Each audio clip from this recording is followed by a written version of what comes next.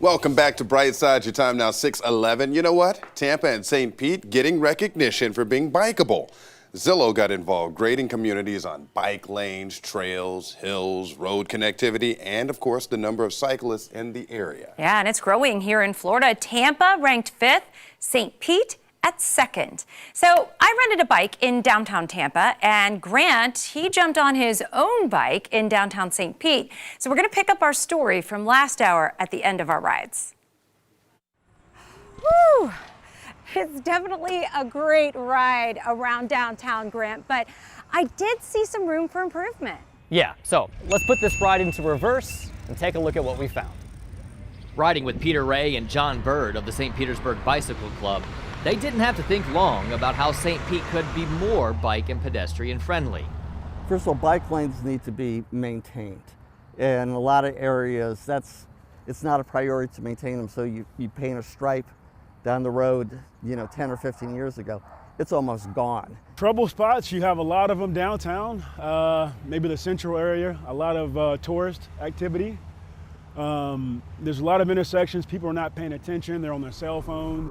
But recognizing these trouble spots can be the first step to making cities more bikeable. There are a lot of places also where they've learned, give hints to drivers and to cyclists about what you're supposed to do. In a lot of towns and even other countries, paint a very clear green path or red path where you're supposed to go. Which we found St. Pete is already starting to do. However, there are still several streets that need attention. We have streets like 4th that are really tough. There's no bike lane, there's no instructions, a lot of cars parked on the sides, but there's lots of retail there.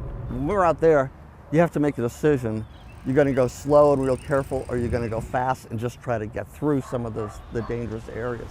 And making our streets less dangerous for everyone is the ultimate goal. The city of St. Pete is already planning to implement additional infrastructure for bicyclists and is expected to have several projects under construction in 2023 to add bike lanes on Central Ave, a separate bikeway in the Innovation District, and more, all to make the area more bikeable than it already is.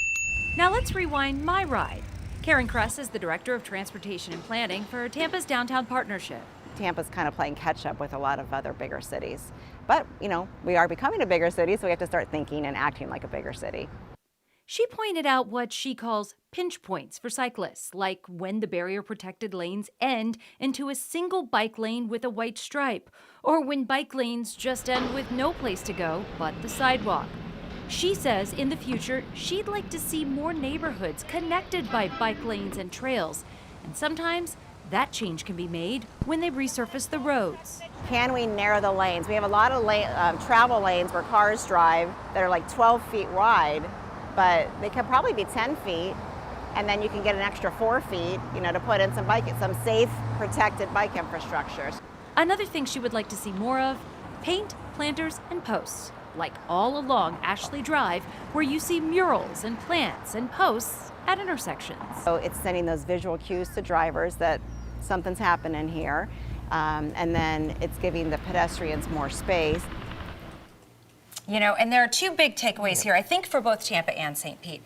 The developers need to start getting involved. We've got a lot of new construction in downtown Tampa and St. Pete. They need to start designing more cycle-friendly areas, covered parking, secure bike racks, even those little fix-it stations that you see all around that anybody can use. I'm seeing some more of those pop up as well. Money is the big issue here. Sure. Yeah. When you go to retrofit some of these city roads, even when you do resurfacing, it takes more money. It does take more money, yeah. And if you need to build those protected bike lanes, it costs even more. And right now, that's just not there, especially we know all the issues Hillsborough County and Tampa has had with the transportation budget. So they're just continuing to incorporate those into the plans, but they really need everybody to work together. It's a group lift, and all the more reason to keep your head on a swivel as you're out there on your bike. I learned a lot from that. What I don't know is how I can ride backwards like that. Both of you seemingly have mastered that. So it's a fancy trick. It is, yeah.